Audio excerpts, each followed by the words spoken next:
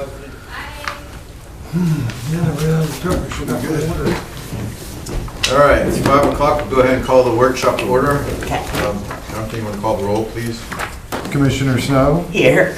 Commissioner Curry, Commissioner Delanoy. Here. Mayor Penny. Here. We're going to talk about the budget, and I'll turn it over to Joe. Probably going to turn it over to Michelle, and see where we go. Yeah, so you should have received a copy of the proposed budget, full document of the line item budget, and a copy of the presentation for tonight. If you have any questions as Michelle goes through it, we'll go ahead and pause and try to answer those questions. But it's pretty straightforward, and let's see what happens. Okay. Right, so 2 weeks ago when we met, we talked about the enterprise funds. So tonight we're going to talk about the governmental funds, which includes the general fund, permitting, the local option fuel, and the CRA. In the tax millage summary, this is kind of an interesting chart. These two charts are kind of interesting. If you look, the proposed budget for fiscal year 27 maintains the 5.8% millage rate. The rollback rate is 5.6599, so the 5.8 is only 2.48% above rollback. And if you look at the taxable property value in the box on the left, you can see in 2015 the property values were just under 487,000, and now 13 years later we are at $1.1 billion. Yep.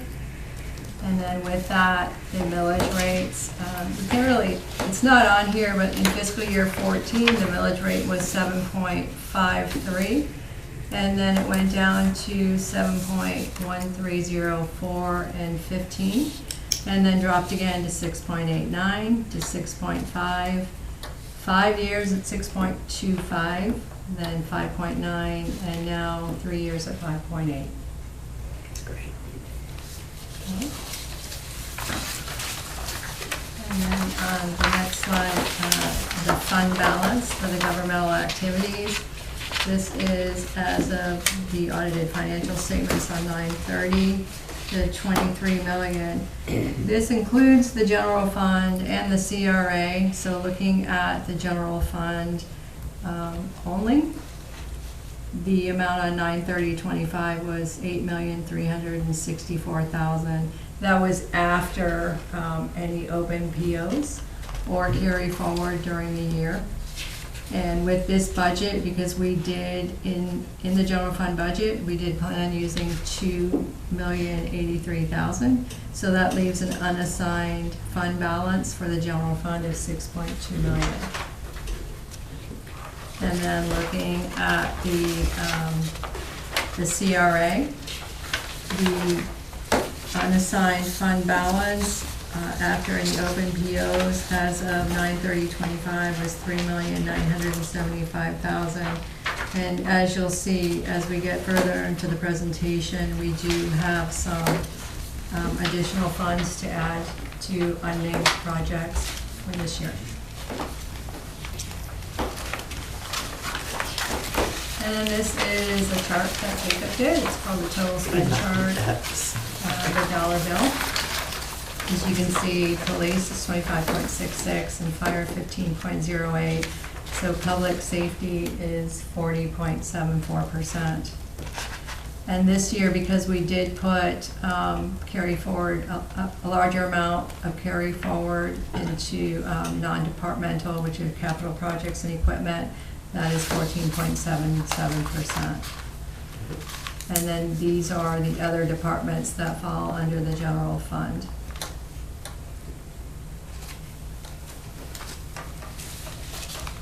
And I'm looking at the general fund. The general fund actually includes 12 different departments, which you'll see the expenditures itemized in a few slides. But this slide is the proposed budget, $14,401,700, which actually is an increase over the current year of 12,471,000. This is 1.9 million or 15.5%, but really a substantial portion of this is capital funding rather than ongoing operating costs. And then also you have the actual for 2023, 24, and 25 revenue and expenditures. Actually, a question before we get too far. The non-departmental, what is consistent of that? The We'll go to the non-departmental, next slide, because the next slide has no, Does it have that in it? yes, the non-departmental is capital projects and equipment purchases that we budgeted for. And yes, we will look at this.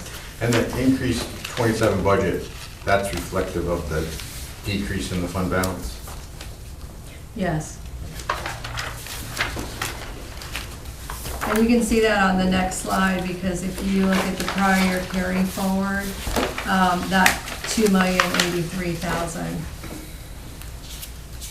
When I gave you the current unassigned fund balance for the general fund, I had already deducted that. And so really, that aside, the total budgets are quite similar. The increase is 1.9 million, but 1.47 of that is actually an increase in prior year carry forward used for capital purchases. And so that leaves 459,000, and 203,000 of that is increase in property taxes. So the rest of the revenue is, I don't have the final revenues from the state yet. They're delayed a little bit longer, probably because of the delay in the budget, but, so we estimated, but we will have those in August before the final budget. But that would be like the state share and the other tax categories.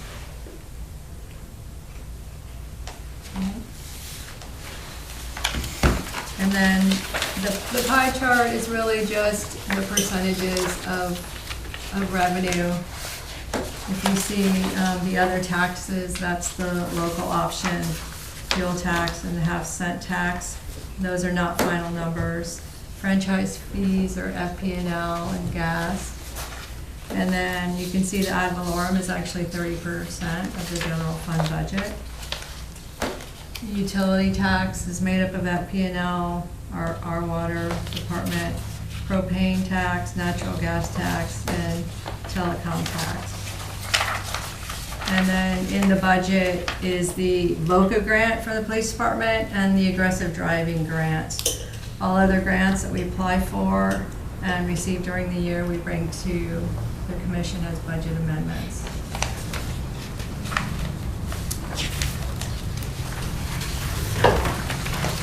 And then this is the expenditure by the departments that I had just mentioned.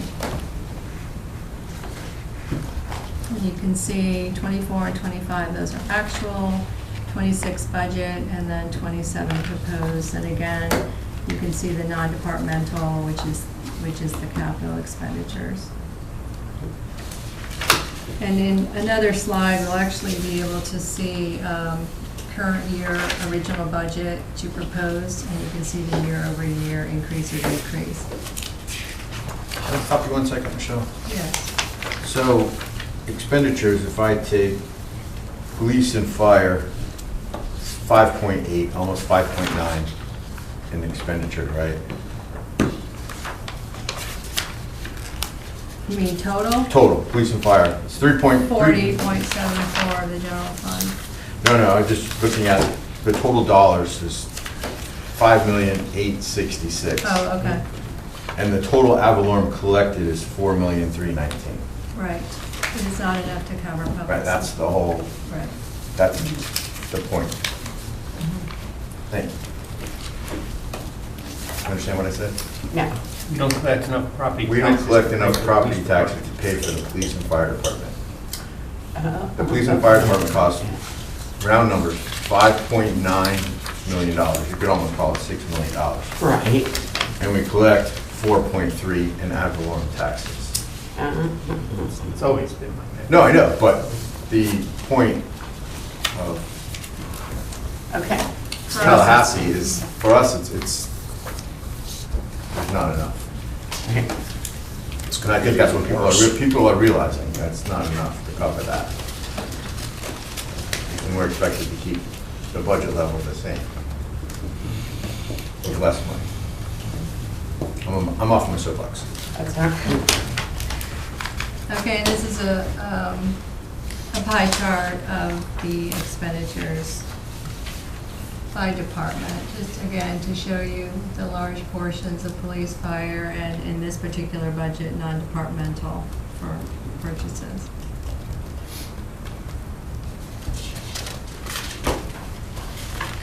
And this is those departments again, but this is year over year, and just to go through a few of the larger changes. The executive department, there was a decrease in the current year budget. I had budgeted a payout when the city manager went into drop, so that is removed from next year. And then the finance department, we're actually budgeting one less position for next year. That is not currently filled. And then in IT, we are actually adding one position. So just to recap that a little bit, so we've had a deputy finance director position that's been budgeted in the budget for a couple of years. Michelle has reorganized the department where we don't necessarily need that position, and she's working with the staff on internal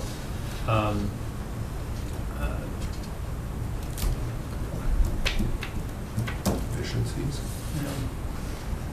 Well, I see that the senior accountant will eventually get to the point that he will be. what is that called when we prepare? Qualified. Succession plan.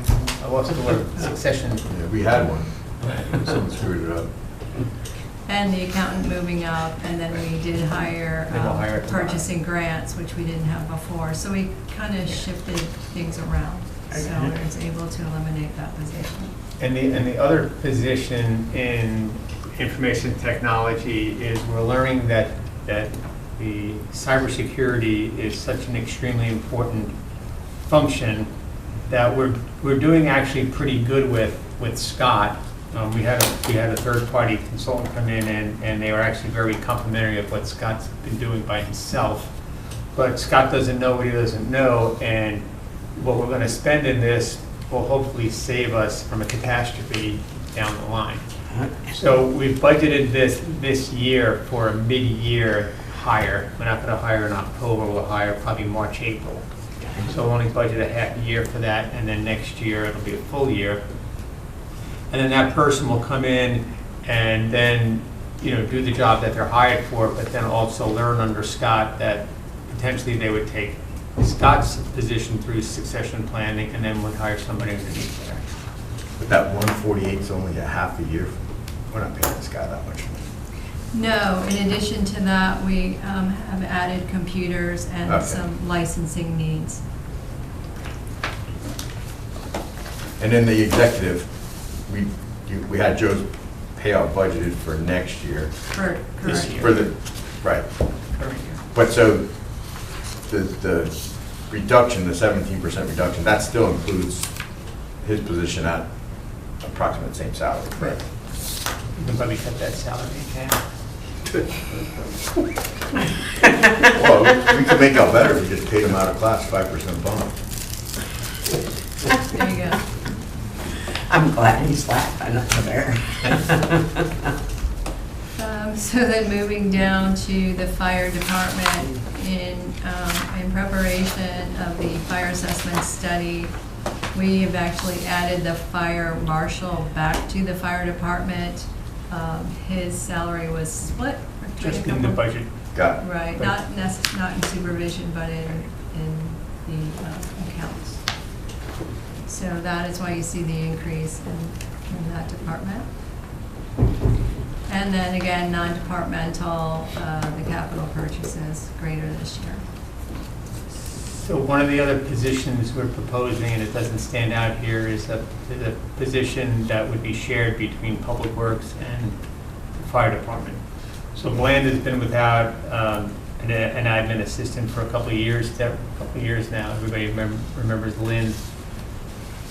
So he had asked me last year to try to bring that position back, and we didn't do it, and he came back again this year, and he wants to bring that position back for a couple of reasons. One is he's going to be retiring at some point in the not-so-distant future, and having a position there Monday through Friday with some consistency to work with the guys that are in there would be beneficial.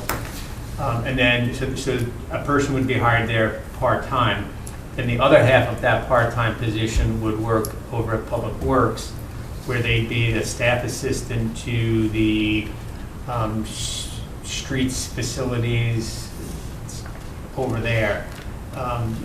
Because we have people that work over there like Jacob, and before, if you remember, Sean, that are working supervisors, and we really don't need them in the office handling payroll, writing work orders, putting orders in for parts. That's a part-time staff assistant's job, and we need Jake and the facilities person to be in the field, either working or managing who's doing the work in the field. And again, we determined that would be let's fill that position halfway through the year, right? Oh, no, I put that in. We put it in early? Okay. Okay, so you cut some money, I know where to go. Pardon? Well, Okay, so then moving from the general fund to the fuel tax fund. Basically, I estimated revenue. I don't have the exact numbers now. I do know that, as you saw in the enterprise workshop, we do the mobility fee from solid waste to this fund for the $200,000. And then the taxes, estimating $156,000. And so the expenditures this year are annual paving, $260,000, and then $100,000 for crosswalks and stop bar refurbishment. did we talk about that at the last meeting? Instead of doing sidewalk improvements, we're going to take this next year and make sure our stop bars and our crosswalks are freshly painted You have what, to 100,000? hopefully avoid potential losses down the road. The paving is $260,000, and then the crosswalks and stop bar is Oh, I $100,000. see. So you got them split up.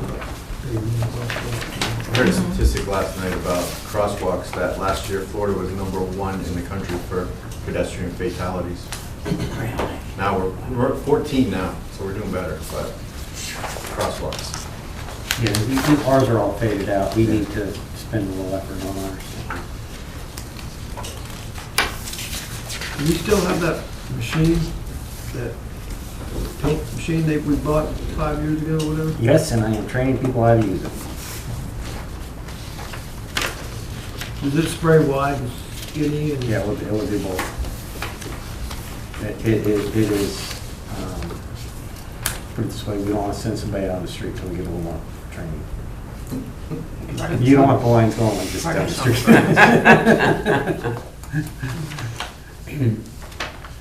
Okay, then moving on to permitting. And again, the increase for salary, the decrease in salary and benefits is partially because I moved part of the fire marshal out of here.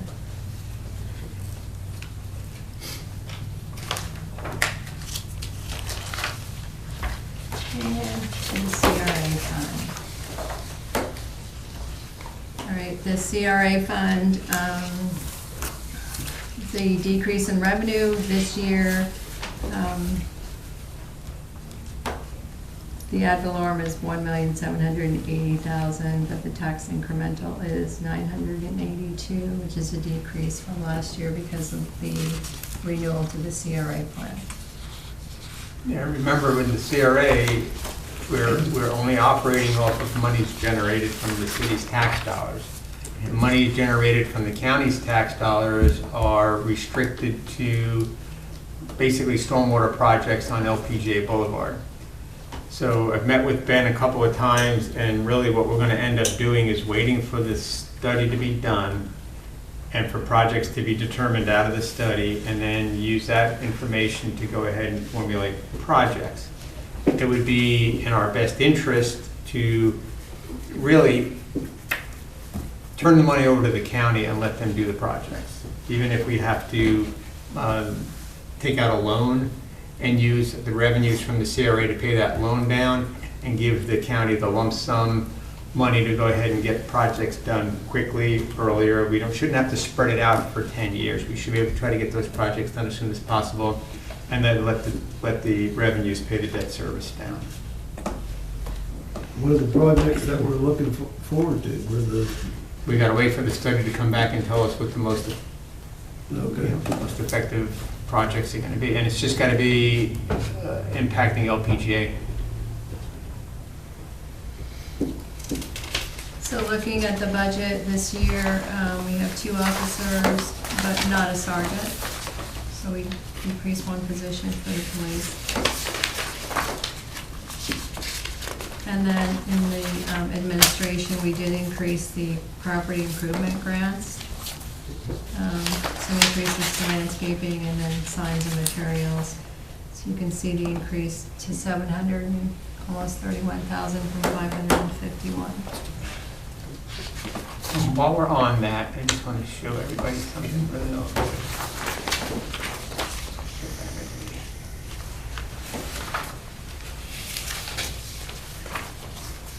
What do we use propane for?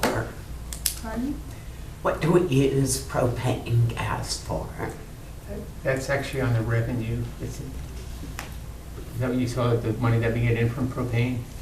And yes, that's what was mentioned. Tico has gas lines Yeah, they give us, and they give us We get- franchise fees. right. Okay, got it. is this the increase from the police department or the proposed funding for the police department, like from 132 to 345 in 2025 to 26? Was that from hiring? So from hiring? 25 to 26, this is a budget for 26. Yeah, In 25, we weren't fully staffed, Yeah. and so the actual That's what I figured. expenditures came in low. But the proposed budget is 246 because we're going from 2 officers and a sergeant to 2 officers only. what happened, why don't we have a sergeant?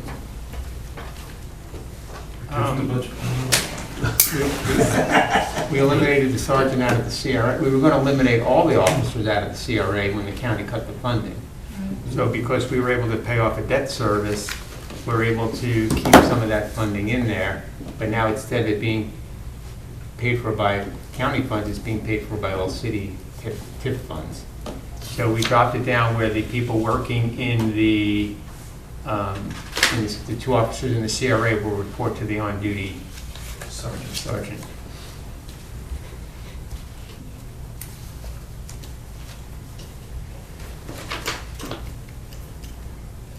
Is there a sergeant on staff in our force? All the time. Is there, There's a sergeant on duty all the time. Yes. But if the sergeant's out, a corporal steps up. No, I'm just curious. Yeah. You gonna pull up the parking stuff? What's that? Pull up the parking? No, project.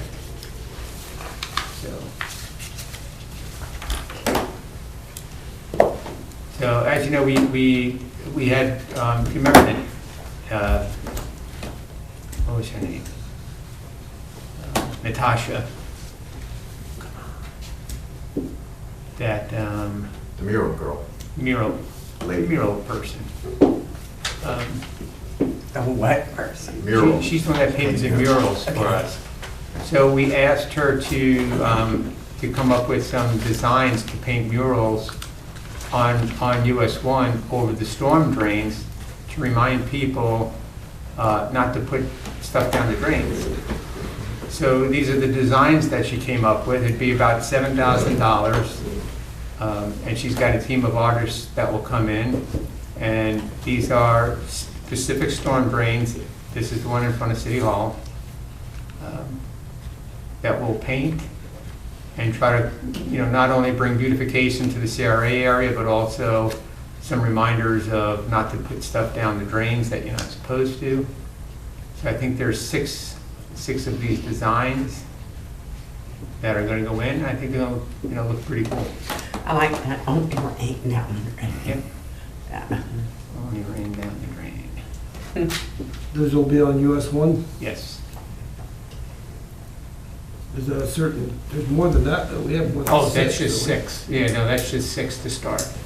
So what, is that gonna be in a particular area, or is it? are you gonna scatter Becky them actually out? went around and identified some of the ones that are the more visible ones that you'd be able to see. Yeah, yeah. So we're gonna start out with those, and see how well they go. Just out of curiosity, DOT owns the stormwater on US 1, that's not an issue? About as much of an issue as the bridge. At some point, I'll get a letter that says you had no right to do that, and I'll say, I'm sorry, I didn't know. Okay. Well, Brian will say that.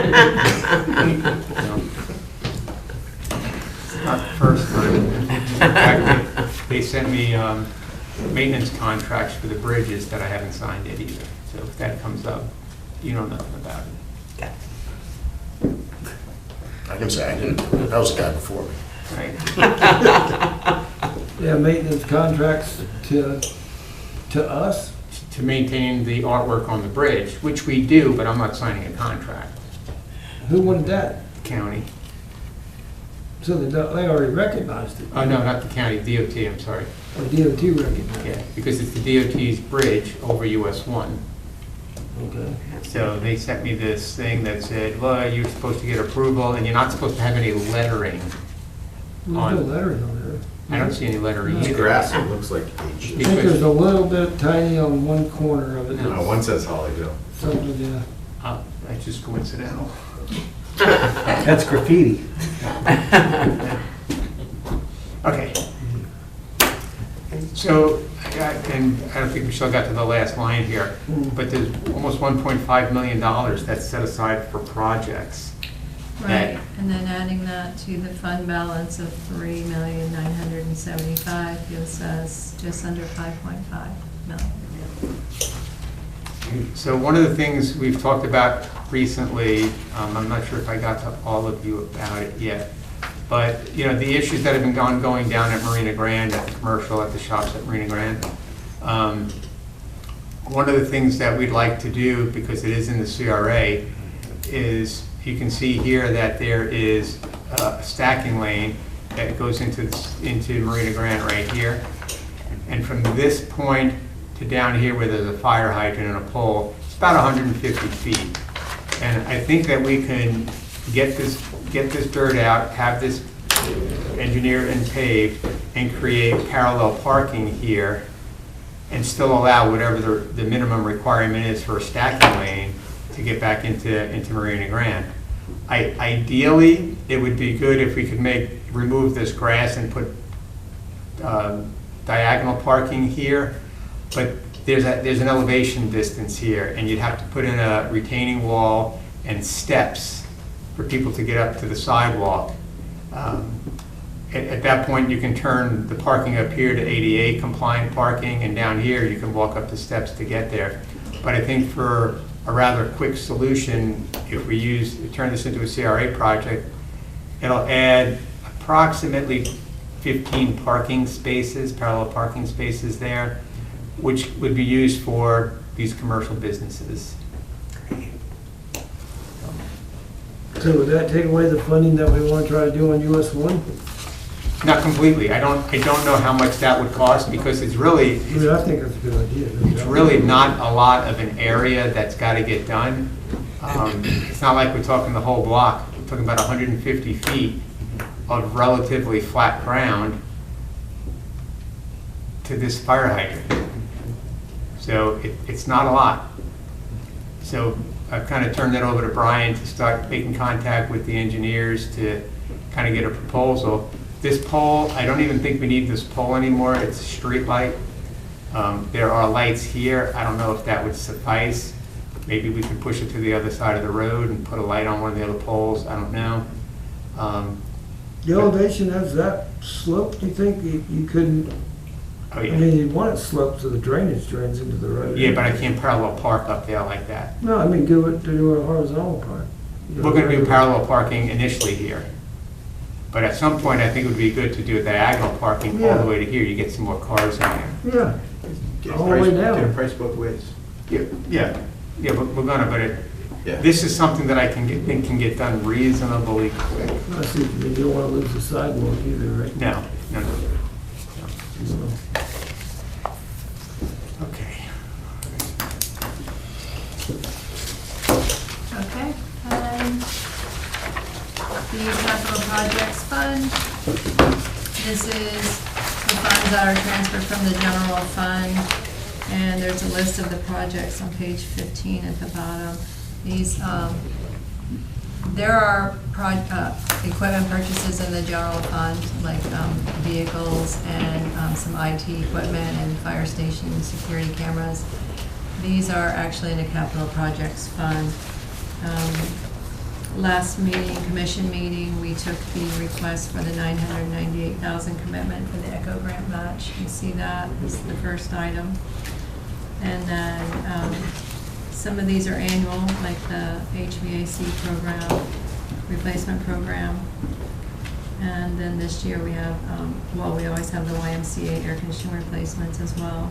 Some exterior renovation for the YMCA, the Quonset hut modifications, police department pole barn. Do you want to explain what that's for, Chief? If Joe doesn't mind. Basically, what we're looking at is we having a difficulty with a lot of our evidence vehicles. Say, to give you an example, the accident or the THI we had at Flomage and Weirwood, that involved those two vehicles. We had to store those vehicles, and they're still being stored now, almost over 6 months later. And there's a state statute now that's saying that we can't house vehicles at the tow yards over 30 days, evidence vehicles. Without getting charged. Without being charged. So now we have to find another location that we can store those vehicles. And this year alone, we've already had 4 THIs involving vehicles. So we have to store it. Depending on how many vehicles involved will determine how many we have to store. And this pole barn would definitely alleviate a lot of those issues. So will it be a complete, like, It'll be an warehouse? enclosed- it'll be an enclosed- Like we have at the fire station? Something like, similar, not that small, but Yeah, something but big. it'll be fully enclosed, fully secured. Oh, yeah. Where are you gonna put it? Got any idea? We're gonna find a spot over in Public Works yours. Yeah. And do you have to keep those till the court case is settled? Till the investigation is done. Homicide vehicles, that's a whole nother subject. We just released one from 3 years ago. Wow. And it's still not closed yet, so it would definitely cost us a pretty penny if we have to buy like a statue. I know that, I can imagine that some of them you have to get inside because they're damaged so bad you don't wanna. Yeah, from evidentiary, biological, Yeah. DNA, and then mechanical, we have to pull Some black of your boxes. vehicles that haven't been damaged or anything, can they be stored outside? Can they still be? Yes, if there's no evidence on the vehicle, we don't need the vehicle, we don't have to store it inside. Yeah. But it's supposed to be compounded, in a compound, secured. Yeah. Yeah, well, you're gonna have a fence around this place, Yeah. a big bubble Yeah. fence and all that. So the state, public works would be the ideal place, it's already security Sure. established, Yeah. fence and compound, so be no additional I don't funding know for how that. compounded it is. That should have been done years ago.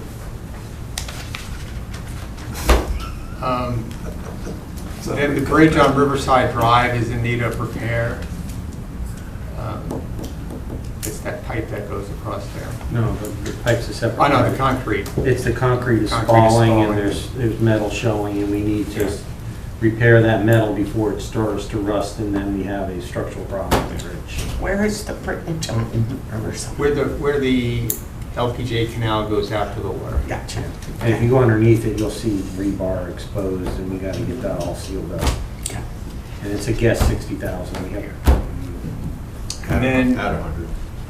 And then we're seeding a sinking fund of $250,000 for the replacement of a fire engine in that 10-year cycle. So if we're seeding it with $250 this year and then putting $100,000 in a year, then hopefully by the time we're due for that engine, we'll be pretty close to what it's going to cost to replace it. Okay, and then looking ahead, tonight, on the agenda is the establishment of the maximum millage rate. On September 9th, which is a Wednesday, adopt the tentative millage and budget. And then on Monday, the 21st, the final public hearing for the budget. So typically, we move our first Tuesday meeting to Monday because that's a holiday, it's Labor Day. We can't do it on Monday. Tuesday's a school board meeting, so we're bumping that meeting to Wednesday. And then, because the county moved their meetings from Thursdays to Tuesdays, they have their final budget hearing on the 22nd. So we have to bump our meeting from Tuesday the 22nd to Monday the 21st. Okay. Any questions? Anyone have any concerns with the budget based on the current millage rate? Like, Well, let me talk about that for a second. So we're doing the fire assessment fee, and that's going to take it's going to take till next year to get implemented. So my concern is, as we develop next year's budget, Deltona had their fire assessment fee go before them 2 weeks ago, and it was turned down by the commission, who encouraged and supported that process to go through. But I think because it's an election year over there, they got a little squirrely and they voted it down. So we will not have elections next year when this comes up for a vote. And at this point, this commission has supported us moving forward with the fire assessment fee. So as you start to build the budget next year in like March, April, and May, Michelle's going to move forward with an anticipation that that fire assessment fee is going to pass, and an approximate number of how much that's going to bring in. Now again, this is all dependent upon what happens in the election in November if they support this property exemption. So if the property exemption does pass the increase, and we're heading down the road for the fire assessment fee, we have to be very careful to not change our mind come next July, August, September, where the commission at that time says, you know what, I don't want to implement a fire assessment fee. How much is it? We don't know yet. It's Well, you have some sort of estimate? probably somewhere in the neighborhood of over $1 million. So divided by how many residents we have, we came up with a figure, what? That's we what the kinda study's, like- that's what the study's We going to just come back. started the process. So my point is, if Michelle builds a budget anticipating $1 million revenue source coming in from a fire assessment fee, and then the commission at the time says, nope, we don't want it, she's got to find $1 million. The other thing that we can do is we can increase next July, like we're doing tonight, is we set the maximum millage. And we're setting it for the current rate, which is 5.8. What you can do is increase the maximum millage next year, make it 8, 8.5, 9, whatever the magic number is. You could always reduce it. So if you set that in place and you turn down the fire assessment, you have millage money coming in. If you pass the assessment, you could lower the millage back down to 5.8 or even less. So the challenge you're going to be up against next year as this comes about is you're going to get a line of people that are going to show up to a meeting that run nonprofits. And they're going to say, I don't pay property tax, and now you're going to hit me with a fire assessment fee. Or you're going to get some people that have been in their house for so long, they're paying a very low property tax, a very low ad valorem tax to the city, maybe a couple $100 a year, and this fire assessment is going to be higher than your tax. So you're going to get those people lining up going, wait a Well, I'm second. curious about. Wait a second, you just reduced my taxes, now you're going to triple my fees by a fire assessment. So these issues are going to come at you next year, and you need to be prepared for it, but you also need to understand how the budget gets established. Now, if the property tax exemption item does not pass, you move forward with the fire assessment fee, and in that scenario, again, round numbers, if you bring in $1 million to the fire assessment fee, you could lower your millage an equivalent amount and reduce everybody's taxes. So I just want to keep that conversation going throughout the year to remind you of what the scenarios are and what the impacts may or may not be, so that we're prepared for it. Because as we met with the fire assessment consultant, it was just kept going through my mind what Deltona did, and I'm thinking, man, next year, somebody can pull the rug out under finance, and it can cause a big, big problem. Yeah, so if you're having heartburn, speak up. Okay. Yeah. Don't wait till the last minute. And that will be the only thing on our ballot next year. As far as I know, Yeah. it should be the only thing that'll be, Have you got deep No, enough into it? no. It doesn't go on the It doesn't go on the ballot. ballot, we do it. no, the Oh, commission says it. okay, all right, so there's no vote. Yeah, there's no vote. You make this decision, but people will come out once they start hearing about it. Some people will be in favor of it because the fire assessment fee will be less than what they're paying in taxes, but others are gonna be the other way. And can you put exclusions on the fire assessment fee, Joe, for like age, like if someone was 70 years old, can you eliminate them from fire assessment fees and We things like need that? we need to talk to the consultant about that and find out what the possible exemptions are, but you gotta be very careful starting, because you'll have 15 exemptions. We'll exempt anybody over 70, we'll exempt anybody that's got a disability, we'll exempt anybody that's a veteran, we'll exempt anybody that's got a nonprofit. And all of a sudden, what you're doing is you're shifting that burden then onto other people again. No, I get it, I just, So, Have you gotten deep enough in it to where you've got any kind of a percentage on non-homesteaded? we didn't even start, we just had our only initial had meeting. a meeting. Yeah, we just had the initial meeting. So it's Bland has to accumulate a lot of run data for the last 10 years to provide to them. And then we've got to show how the budget is built, accounting for fire service costs versus ALS service costs, advanced life support. We're not even close to even trying to. Oh, no, figure we out just- where we just had we're- the first meeting what our loss Thursday. on, even our total, any kind of idea No. for a We loss. do know what our loss is gonna If it be. passes. We know that if the property exemption passes, the first year we're going to lose, I'll just use round numbers again, about 900,000 the first year, No under a million. and the second year we're going to lose 1.3. So we're staying around a million. And then it's going to grow from there. You know? and that's at the 150, 250 level, it keeps Correct. growing. This gets worse and worse. We don't get our data to them until the end of August. And then I think we get a draft report sometime in May. Yeah. So as we get information from the consultant, we'll have workshops just to keep you informed of what the status is, of what it's looking like. I don't want you to just get a package at the end of the project. I want you to be able to kind of see how it's being built Yeah. along the way so that you're informed. And at any point, you don't like something, talk about it. But don't get all the way through the process in support and then at the last minute pull the rug out. Because that's really gonna mess finance up. And they will do a presentation to the Oh, yeah. commission. I think it's in March, maybe I have to look at the schedule. If you look at taxable property values, when I was looking at this from 2015 to 2027, which is the projection of it, it's astronomical of the increase of the taxes to begin with. No, because the millage rate went down. Well, I'm not talking about us, not just us. Well, this is This us. is just us, yeah. that's property, assessed property value. Yeah, that's what I mean, though. It's still that number It went there. up a lot. Yeah, Yeah. that's the whole reason why it's on the ballot.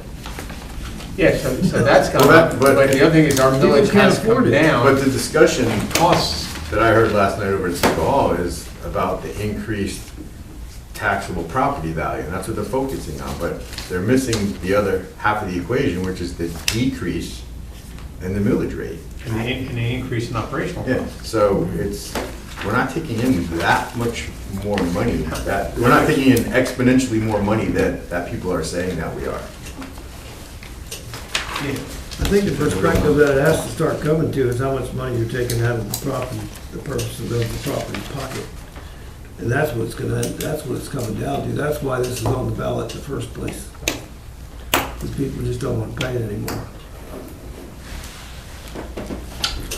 Well, I think the And I don't know problem where is. the bottom, I don't know the equation of trying to lower it, Yeah, but I think the problem is that the legislature is painting all municipalities with an equal stroke. And so you look at small cities like us that haven't grown exponentially, like our neighboring city in Daytona has, their taxable value has gone up 10 times. Right. And so there is a lot more money in other cities, but our city, because Joe's been so cheap forever, you know, he's been lean, Yeah, yeah. you know, and that's good, that's great. Frugal. No, but it's great, but then at the end, we get penalized for being conservative. Should've said frugal, not cheap, but. Whatever. I've been told worse. Today? Today. You'll never get away from that reputation. No, that's a good No, reputation it's to a have. good reputation. It It's not a bad is. thing. It's a great, the problem with that reputation is it doesn't leave you room for cuts in Yeah, there's cities no- that are not so frugal. There's no meat on the You bone. know, it's just like years ago when water conservation was a big deal, and we had already put steps in to do water conservation, and then the district came back and said, all right, everybody's now got to cut 10%, not taking into account the efforts we already put in. So it's just not fair. So, you know, the lesson there is spend away until somebody forces you to reduce it, and you'll have the cushion to do it. You know, why be conservative in your process? Okay. That's what Brian said.